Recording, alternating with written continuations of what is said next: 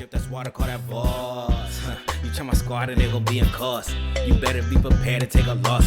I left my enemies dripping, but it ain't sauce. It ain't sauce, no it ain't sauce. Yeah, enemies dripping, but it ain't sauce. No it ain't sauce, no it ain't sauce. Yeah, enemies dripping, but it ain't sauce. It ain't sauce, it ain't sauce. Hello people, it's your boy Arsis May. Welcome back to another video. In today's video, I will be reviewing Stranger Things 5 while also giving an overall sense of the show. So first let me just say I recorded a full 20-minute to 30-minute review this time around for this show because I never really did a review for Stranger Things 5. But I found out that my audio was out the entire time. So now it's probably not going to be that long of a review or that long of a video. So I'm going to just, based on my notes, I'm going to just give you a brief of pretty much what happened, the stuff I liked and the stuff I didn't like. So pretty much, overall what happens, spoiler alert for those that haven't watched it, go watch the show, or go watch the season, then watch the finale, of course. Come back here, watch the review. You know the gist. I will also say, just like in the other video, I sadly did not go to the theaters to see it. I was out on vacation for Christmas and New Year, so did not get a chance to go see it in theaters. But of course, it was on Netflix, so did what we usually do, saw it on Netflix, and the best part about it, it was free. So got to saw on Netflix and still got to have a pretty good experience with it. So overall, what happens is that the Hawkins crew gets everything they need to finally go in and stop Vecna. They do what is necessary. They have some bumps, some cracks, some loopholes, and stuff like that they have to get past. But eventually, the Hawkins crew defeats Vecna, and the Mind Flayer destroys the Upside Down. And after that, their lives go on. So, and what I mean by that is they start off. We see almost like a time jump of them going off, doing their own thing. Even Dustin's in college and stuff like that. So almost kind of like what My Hero Academia did, where you kind of get a time jump and see what they're doing now and what their lives are like. 11 and her sister, more so 11, kind of sacrificed themselves in a way. So 11's fate is kind of left up in the air. We don't know exactly what happened to her or what's to come of her, but the way this show ends and leaves certain mysteries and doors open, we might see her come back in a spinoff, or like Finn Wolfhard said, maybe later in the future when they're older and we're all 30 and 40, we're going to get a sequel show. But I'm pretty sure 11 is not dead, and we're probably going to see her in either a spinoff, or maybe you're going to see her, pretty much in another spinoff, or maybe we'll get a glimpse of something if they ever decide to do another season, which I doubt will happen anytime soon. The things that I enjoyed about this season and overall this episode was that it gave us emotional closure. Had pretty good character payoffs, especially for characters like Will, Max, and 11. In my opinion, especially Max and Will, they go through a lot. Max trying to escape and finally make it back home. Will dealing with his new abilities and trying to be upfront with his friends about the things he's been going through in his life. 11 trying to decide whether she wants to live a normal life or run away and hide because she doesn't want what happened to her to happen to anyone else. So I think it's especially them specific three, they deal with a lot, and it really shows.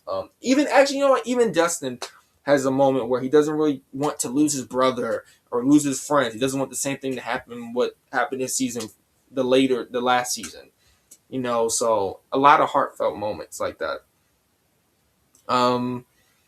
But yeah, it has a great, huge spectacle, especially in the final episode, everything looks grand and huge, it looks amazing. And the CGI actually looks really good, really good. I thought it would get bad as time goes on, but it actually got better. fulfilling friendships themes. The friendship. You feel their friendship. Especially with like Steve and Nancy and stuff like that. You feel all of that. They fix a lot of their problems, not like actual like written problems, like in show. They fix a lot of their problems and stuff like that, and I enjoyed it. For stuff I didn't like, it was a lot of it's a lot of small stuff. Of course you have like the controversy of Will's coming out to them. I never had a problem with that. Didn't really care too much. It is what it is, especially since it was the seventh episode. It was the last episode before we got the series finale, so it was kind of whatever. They bring it up again maybe once or twice in the new in the last episode, and then they kind of brush it off and get straight into the plot. You know, so most of the people that are commenting on that or have a problem with it, they just want clicks and views. That's really all it is. Trying to make a problem out of something that doesn't really matter.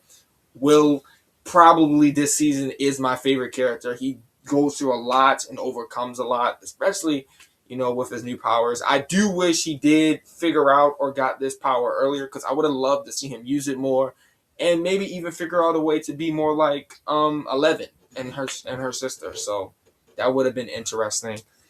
There was some emotional closure that I wish was better, like stuff with Hopper and 11, but what can you do? The ending is really, really, really safe. It is really safe. People kind of compare it to like Game of Thrones. It is a little safe. They don't really take a lot of risks. Don't get me wrong, especially throughout the show, there are moments where you do feel like the stakes are high, especially with Max. Like there's a bunch of moments where like Vecna should have killed her, but it doesn't. But it is, they did, especially in the last episode, they play it very safe. Everyone pretty much survives except for maybe a couple of people with some open endings and a little bit of sacrifice. So of course you're gonna have the occasional pacing issues. You have some unsolved mysteries like with the government and the soldiers, but most of that stuff I'm gonna let a little bit pass, because I'm pretty sure that's setting up for the spinoff show that they're planning on doing, or whatever may happen in the future. So we're probably going to eventually get answers for this. Maybe not right away, but we're going to get answers for some of the unsolved stuff that happened. Of course, you're going to have some plot logic, what movies and shows don't. It's, and then everything else was pretty much the same. I enjoyed most of it. I will say that this probably isn't my favorite season. My favorite season is definitely Stranger Things 3. I think that season is pretty much perfect, almost perfect. Like I really enjoyed that season. I would say it's probably, for me, it would be Stranger Things 3, 3, 1, 3, 1, 2, 4, 5. No, 3, no, I take that back. 3, 1, 3, 1, 2, 5, 4. 5, 4. 5 and 2 could be interchanged. Like 5 and 2 can be interchanged. It could be either 3, 1, 5, 2, 4, or it could be 3, 1, 5, 2, 4. Like it could be interchanged. But yeah, season 4 it wasn't terrible. It just wasn't really my favorite out of the bunch. Season 3 was pretty much the best for me, and then season 1, that was the Kickstarter. Like that one, like that. Like I pretty much grew up with this show by the 20 times. So it really, like that was what set it off. Like the first time Will gets snatched and like we go through these episodes, like that was fire. Especially being introduced to this new universe and what's to come, and not even knowing especially when you go back and watch the earlier seasons and those episodes, not knowing that Vecna is really the cause of all of this, and like even the mind flare is the cause of this. Like it's just crazy how we got to this point. But yeah, if I was to rank the entire season, I would probably give this entire season like a 7 out of 10. A lot of people were going a little lower, like 5 4s. I would have maybe not a 4, maybe a 5. I wouldn't give it a 5, but I could understand why. The lowest I would go would be like a 6. That would be the lowest I go. I mean, it does at moments feel like this should have been part of the stuff, especially some plot lines could have been made into another season. Like we could have probably should have gotten a season 6, just made some of this a season 6, but that's just me.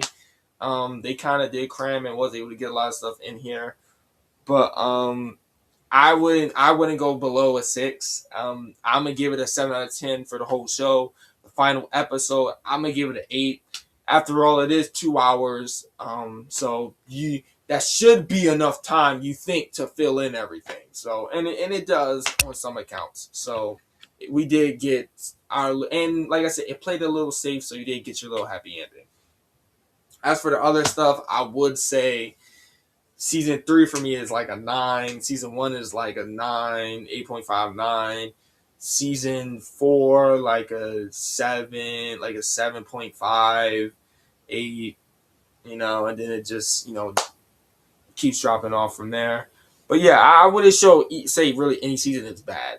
Of course, you're gonna have some episodes better than others, and some episodes aren't gonna be as good as others, and some episodes are gonna be worse than others. But overall, a great show. I'm gonna definitely miss it. Definitely miss tuning into it on Netflix, and hearing the updates and the news about it. Can't wait to see what the spinoff brings. I'm definitely gonna tune in for that. And whenever we decide to get that sequel series, I'll definitely be there. But overall, I would definitely give the entire show. The entire show, I would give it like an 8.5. This season, Stranger Things 5, I would give it a 7 out of 10, and then the last episode, I give it a 8 out of 10. So that's pretty much where I am with that. So I hope you guys enjoyed this video. I will catch y'all on the next one. Peace.